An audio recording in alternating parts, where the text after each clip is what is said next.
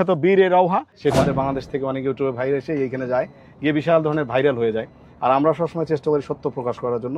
ঠিক আছে, এখন বীরের শেফা মধু সংগ্রহ করা হয় কিভাবে।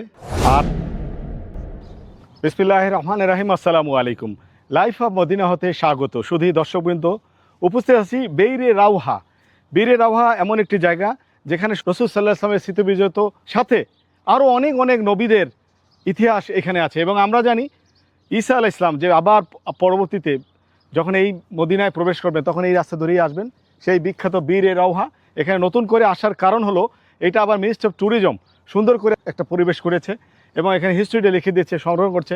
আমরা অবশ্যই Ministry of Tourism, Ministry of হেরিটেজকে ধন্যবাদ জানাই যে এত সুন্দর করে পরিবেশটা তৈরি করেছে। দেখেন, আমরা যখন প্রথম আসলাম কয়েক মাস আগেও এইটা ছিল আটকানো, এখানে আন্ডার কনস্ট্রাকশন ছিল। মাশাআল্লাহ এখন সুন্দর করে এটা খুলে দিয়েছে, এই পানির কূপটাও খুলে দিয়েছে।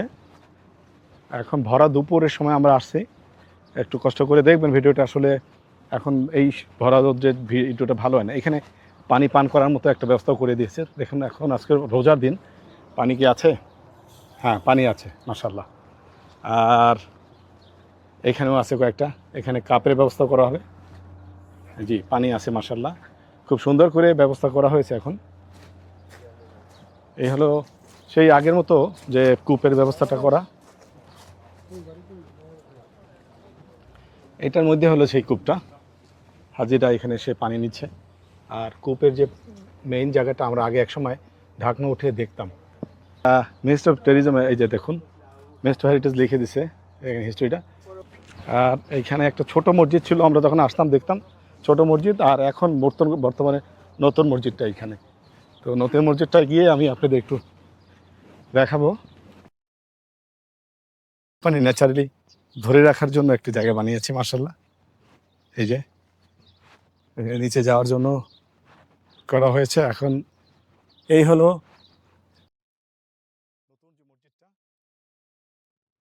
নতুন মসজিদ। একটু উপরে গিয়ে আমরা দেখবো ইনশাআল্লাহ মসজিদ। এখানে মেন এবং ওমেন দুইটা জায়গায় আছে।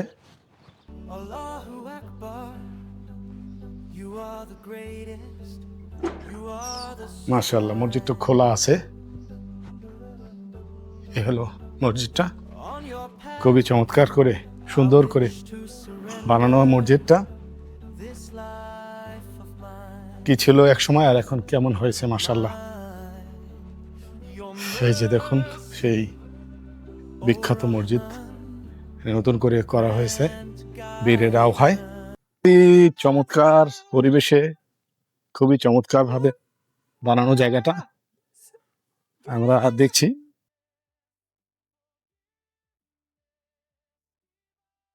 এখানে মেনটেনেন্সের জন্য একটা রুম আছে, আবার এখান থেকে প্রবেশ করে। সাইফুল ভাই ভালো আছেন? এখন কি আজকে বেশি লোক না সবসময় বেশি হয় লোক? আজকে আর আগে তো বেশি ছিল, আজকে কম একবার। আচ্ছা আচ্ছা, মাশাআল্লাহ। ভাইজান নাম কি? দর্শকবৃন্দ, এই যে ওয়াদিটা আমরা দেখি, এই ওয়াদিটাই হলো রওহা। এবং এখানে বিভিন্ন সময় বিভিন্ন ইতিহাস হয়েছে আমরা জানি, তো সেটা একটু দেখবো আমরা। এখানে অনেকগুলো কাহিনীর মধ্যে অন্যতম কাহিনী হলো রাসূল সাল্লাল্লাহু আলাইহি ওয়াসাল্লাম যখন এখানে আসেন, তখন এখানে আসার পরে আমরা সবাই জানি যে রাসূল সাল্লাম যে সবাই এখানে পানির জন্য ক্যাম্প করতো। এবং তখনকার যুগে 70 থেকে 80 কিলোমিটার পরপরই কাফেলারা এসে অবস্থান করতেন, ক্যাম্প করতেন। কোন জায়গায় ক্যাম্প করতেন? যেখানে পানির ব্যবস্থা ছিল। এখানে একটু পানি বীরে রওহা, এখানে অনেকগুলো কূপ ছিল, তার মধ্যে একটি অন্যতম কূপ ছিল এইখানে। রাসূল সাল্লাম আসেন এই কূপের পানিতে দোয়া করার পরে কূপের পানি শেফা হয়ে যায়। এবং এইখান থেকে এটা ওয়াদি হলো জান্নাতি ওয়াদি। এখান থেকে শুধু রাসূল সাল্লাল্লাহু আলাইহি ওয়াসাল্লাম ছাড়াও আরও অনেক অনেক নবীদের আগমন ছিল। এবং পরবর্তীতে ঈসা আলাইহিস সালামের যে আবার আমাদের এই দুনিয়া আসবেন, মদিনা আসবেন, তখনও এই ওয়াদি থেকেই আসবে। এবং এই ওয়াদিতে যখনই কোনো কাফেলা আসতো তারা ক্যাম্প করতো। এবং রাসূল সাল্লাল্লাহু আলাইহি ওয়াসাল্লামেরও বিভিন্ন সময় এখানে ক্যাম্প করা হয়েছে। এবং বদর যুদ্ধের সময়ও এখানে ক্যাম্প করেছেন 2 বার। এবং যখন মক্কা সফরে গেছেন রাসূল সাল্লাল্লাহু আলাইহি ওয়াসাল্লাম, তখনও এইখানে ক্যাম্প করেছেন। তো এই জায়গাটা এই জন্যই এত বিখ্যাত। আর মিনিস্ট্রি অফ ট্যুরিজমও, এই জন্য আমি মিনিস্ট্রি অফ ট্যুরিজমকে ধন্যবাদ জানাই যে এত সুন্দর জায়গা, এত সুন্দর করে এই জায়গাগুলো আবার সুন্দর করে উন্মোচন করছে আমাদের জন্য। এ 5 রিয়াল, এ 10 রিয়াল। আচ্ছা ঠিক আছে ভাই। 20 বছর আগের কথা মনে পড়ে যায়, যখন আমি যখন এখানে আসি তখন সুন্দর আমার একটা কাহিনী হয়। আমি যখন এখানে আসি তখন এখানে আসে নিষিদ্ধ বলতে এখানে পানি উঠানো যেত না। একটা বালতি ভরে ভরে আমি পানি উঠানোর পরে যখন একটা কলসি আমি ভরলাম, তখন সাথে সাথে বিভিন্ন লোকজন এসে ওইটাকে আবার আমার ফেলে দিতে হয়েছিল এবং আমাকে বিভিন্ন ধরনের কোশ্চেন করা হয়েছিল যে এখানে কেন আসছি, কী জন্য আসছি। তখন আমরা বলতাম যে এই বীরের রওহার কাহিনীর কথা। তখন কিন্তু এর জন্য আমাদের অনেক কষ্ট করতে হয়েছে। অথচ এখন এই সরকার Ministry of Tourism, Ministry of Heritage সুন্দর করে খুলে দিচ্ছে, এখন সবাই ভিজিটরদের জন্য সুন্দর একটা ব্যবস্থা করে দিচ্ছে। তো আমরা অবশ্যই ধন্যবাদ জানাই। আর চলুন, রহমান তুমি, দয়ালু তুমি, সৃষ্টি তোমার অপরূপ, আলো ঝলমল, খোদার হৃদয় বাঁধা তোমার কাছেই জানাই সমর্পণ।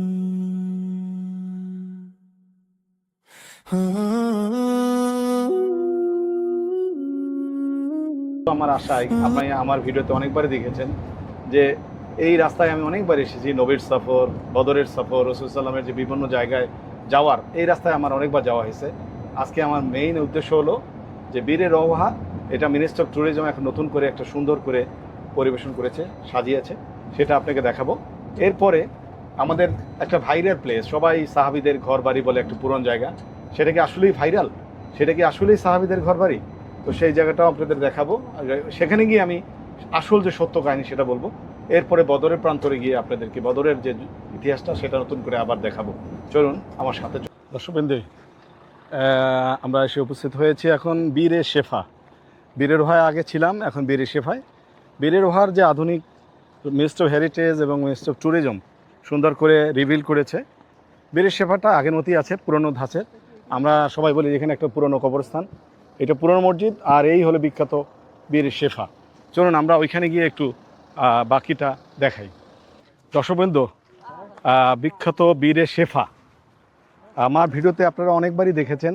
বিশেষ করে আমি যখন আজ থেকে 20 বছর আগে এখানে আসছি তখন এরকম কোনো কিছু ছিল না। আমরা আসতাম, উঠে এই হাত থেকে পানি উঠাতাম, উঠিয়ে আবার রাখতাম। আর অনেক সময় প্রায়ই অনেক লোকজন আসতেন, মানে যারা মতোয়া বলে, সেই গ্রুপ এসে আবার অনেক সময় আমাদের নিতে দিত না। কিন্তু এখন মাশাআল্লাহ ওপেন, সবাই পানি নিতে পারে।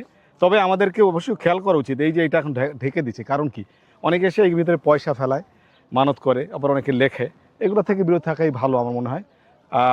আমরা এসে পানি কুদরত নিয়ে দোয়া করি, দোয়া করে পানি পান করি। খুবই ভালো লাগছে যে একটা ঐতিহাসিক স্থান, সেখানে স্যাপা রসুল সাল্লাল্লাহু আলাইহি ইসলাম এই কূপের ভিতরে থুতু ফেলছিলেন, বলে এটার বিষাক্ত পানি ভালো হয়েছিলেন। সেই পানি দিয়ে সব সাহাবীরা যুদ্ধ থেকে ফেরার পথে সেই পানি পান করে তারা সুস্থতা লাভ করেছিলেন।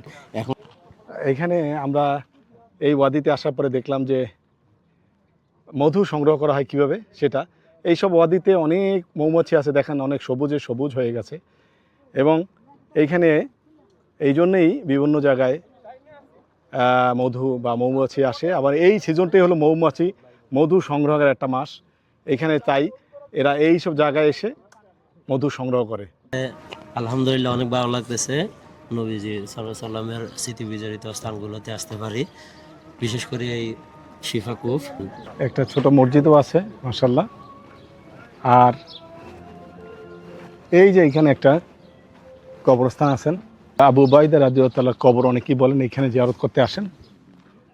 এই যে এইখানে মানে এদেশের যে বেদুইন যারা, তারা কিভাবে মধু সংগ্রহ করে তার অনেক জায়গায় আমরা দেখেছি এই ওয়াদির মাঝেই। Allahu Akbar, you are the greatest, you are the sublime. On your path I wish to surrender this life of mine. Your mercy, O Rahman, grant guidance. তো এই যে ঘরবাড়িগুলো দেখছি আমরা, এটা হলো সাহাবীদের ঘরবাড়ি বলে, অনেকেই এসে ভাইরাল হয়েছে। কিন্তু এটা কিন্তু মাত্র 400 বছর আগের তাবেতামেনদের পরের একটা জমানার, কিন্তু এটা থেকে আমরা রাসূল সাল্লাল্লাহু আলাইহি সাল্লামের যে সাহাবীদের যে ঘরবাড়ির যে একটা হিস্ট্রি পেয়ে যাই, কিন্তু এটা কিন্তু আমরা বলতে পারি না যে এটা সাহাবীদের, কারণ সাহাবীদের ঘরবাড়ি এটা না, তাদের পরের প্রজন্মের জন্যই আমাদের বাংলাদেশ থেকে অনেক ইউটিউবে ভাইরাল এসে এইখানে যায়, গিয়ে বিশাল ধরনের ভাইরাল হয়ে যায়। আর আমরা সবসময় চেষ্টা করি সত্য প্রকাশ করার জন্য। ঠিক আছে, সাহাবীদের ঘরবাড়ির সাথে মেলে সেরকম সদৃশ্য, কিন্তু সাহাবীদের না, এটা তার পরবর্তী 400 বছর আগের একটা ঘরবাড়ি। রাতে আকাশ খোলা বই নবীদের ভূমি, সে পথে মোরারো কত ইতিহাস পাথর আজও কয়, ইমানের আলোয় সব বাধা হয়ে জয়। ইয়া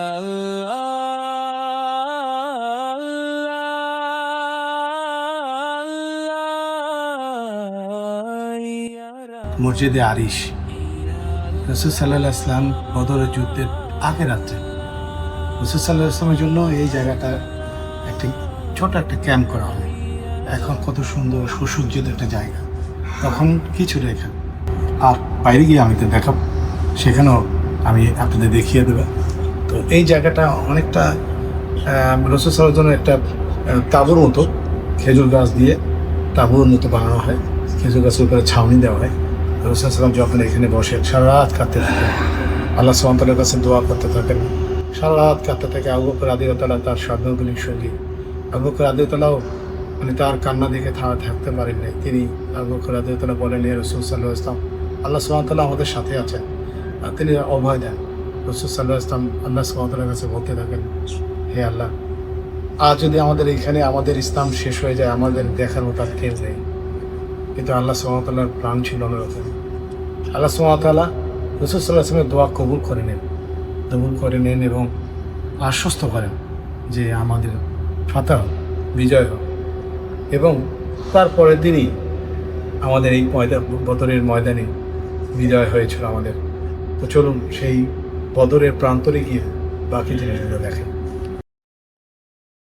সামনে যে প্রান্তরটা, নিচু জায়গাটা, আর এইটা হলো মসজিদে আরিশ। মসজিদে আরিশটা একটু উঁচু জায়গা ছিল, এর পিছনে একটা কূপও ছিল, যে কূপের নাম বীরে বদর।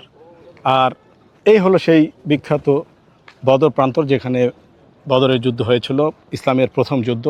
সেটাও একটা রোজার দিন ছিল সেই জায়গাটা, এই বদর প্রান্তরে।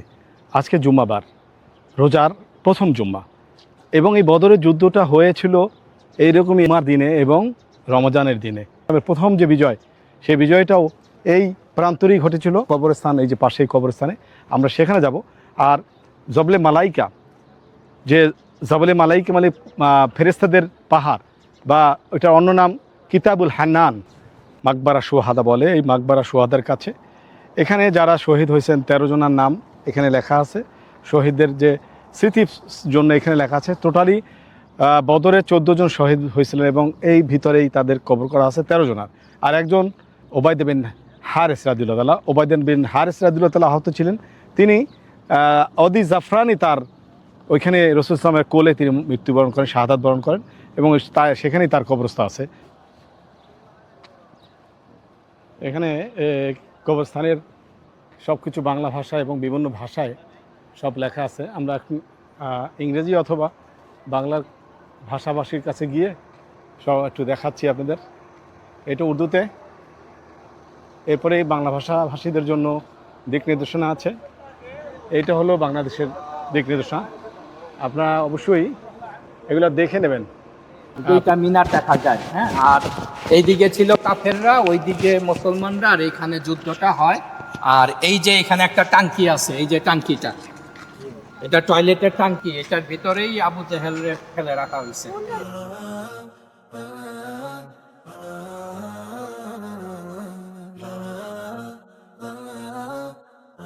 তারা তো আমরা জানি যে যেমন কারামুন কাতিবিন, আমাদের সাথে ফেরেশতা আছে, সব জায়গায় বিচরণ করে, এটা অদৃশ্যভাবে।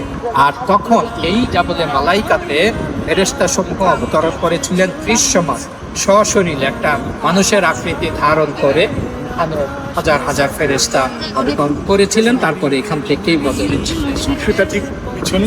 তবে এটা কিন্তু যে রাসূল সাল্লাল্লাহু আলাইহি ওয়াসাল্লাম যখন যেখানে এই সাহাবীরা যারা ছিলেন, তারা দেখছেন যে তাদের কোনো অস্ত্র নাই, কিছু নাই, খেজুরের ডাল দিয়ে, খেজুরের পাতা দিয়ে, Maximum তা দিয়ে আঘাত করে, খেজুরের ডালে- সেটাই 2 ভাগ।